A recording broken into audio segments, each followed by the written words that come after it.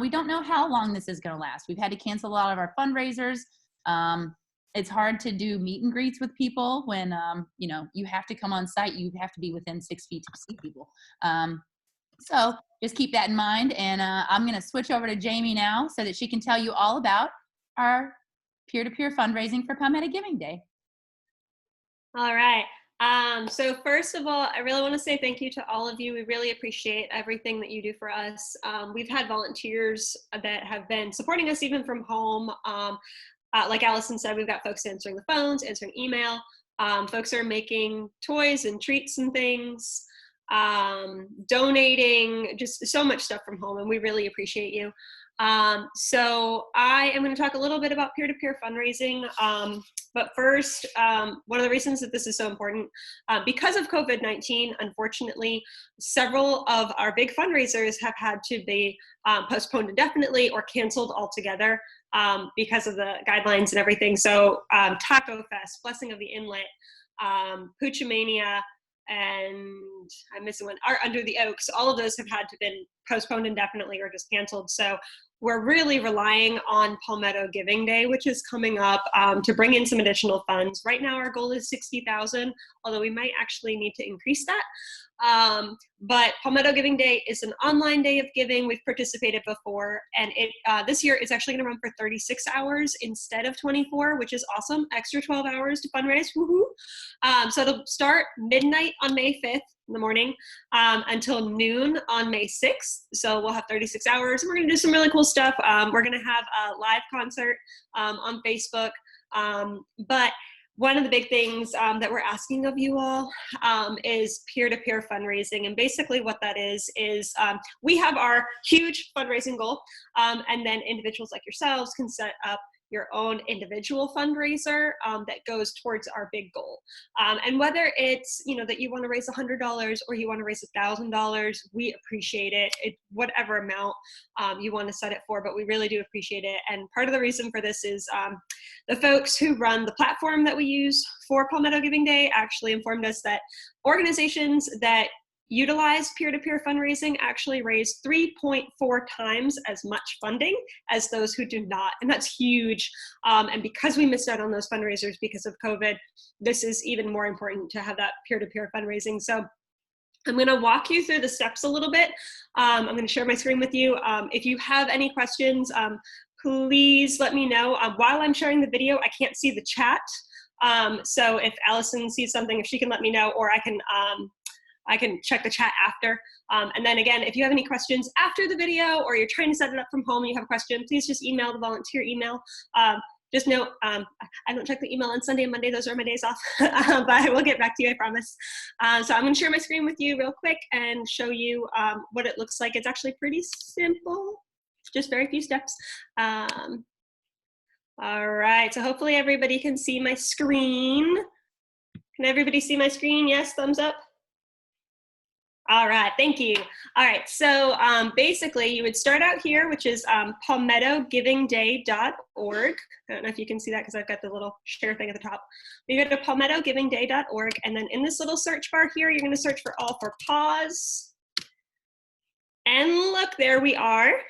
So you click on All for Pause, and this is our main fundraising page. And so you'll see everything like the donation options, like the donation levels. The minimum donation is $10. That's per the GiveGab folks, who are the platform that all the donations run through.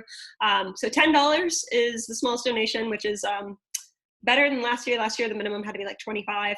But it kind of tells you a little bit about what that could support. And we have our video. We've got some information about All for Pause and what we do. So that if you're sharing this on your social media or via email, you can tell your aunt in Nebraska all about All for Pause, and they can, you know, come to the page and see what it is that we do and what it is that they're choosing to support.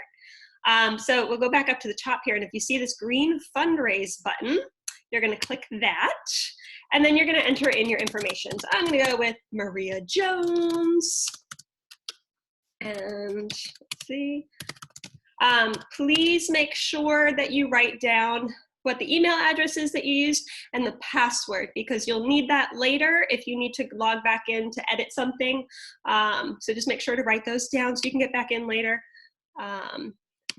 So then you'll pop up with this here. This right here is the link that you can share, this at the top.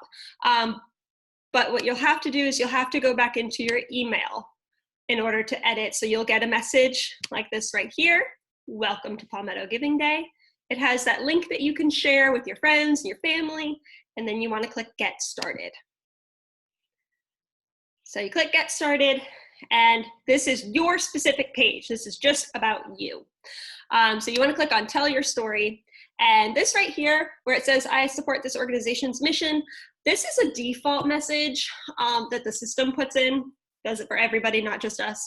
But it's really blasé. So I really encourage you to write your own description. People respond so much better to those personal messages when they really feel for your story and feel for why you're supporting, and it makes them realize that it's not just some computer generated fundraiser. And it doesn't have to be anything lengthy. It can be a paragraph. You can write about, why you volunteer at All for Paws, or how you saw a compassion animal that we had and how we helped that animal. Or if you have an All for Paws alum, you can write about that. But I really do suggest personalizing that story so that people get a feel for why this is important. You can add an image, whether it's a picture of you volunteering, picture of your All for Paws alum, any of that. And you can change your goal. The system automatically defaults to $500, but you can change it. Like I said, if it's $100, if it's $1,000, whatever it is, we so much appreciate it. And then you would click to save the changes. When you do log in, this right here is your progress.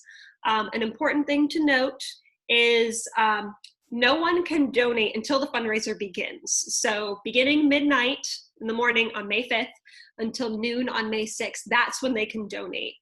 If you share this link, here it is again. If you share this link, you can have people check out your profile page. They can read about it ahead of time. They can read your story, see your image. They can go to our main page and see our story. All that stuff they can read about ahead of time. And it is really a good idea to share it ahead of time, because there is a statistics with, I forget exactly what it is, but basically people don't really retain things unless they see it multiple times. So it's always a good idea to share this stuff ahead of time and get it in people's heads early of like, hey, this is what I'm doing. I'm fundraising. I'm trying to support All for Paws. And then share it again on May 5th and 6th so that they can go back in and donate. But you can share this link. You can click here. If you're logged into Facebook on this computer, you can click to share on Facebook, and it'll just be like any other post that you post on Facebook. And so you can write your own caption, and it'll link directly to your page, your fundraising page, that is. You can also tweet it if you're on Twitter. But again, you can also just copy this link and you can send it via email. If you're doing it on your phone, you can copy and paste it into a text message. You can send it out that way. And then you just save those changes when you're done. And then if you ever need to log back in, if you go, I really didn't like that picture, I want to do a new one, just make sure to go back to your email and click Get Started, and you're going to log back in, and you can update any of that. If you have any questions at any point while you're setting this up, you're having trouble or just something, feel free to email me at the volunteer email. I did put it in the chat. So if you have any questions, please feel free to ask me. I'm going to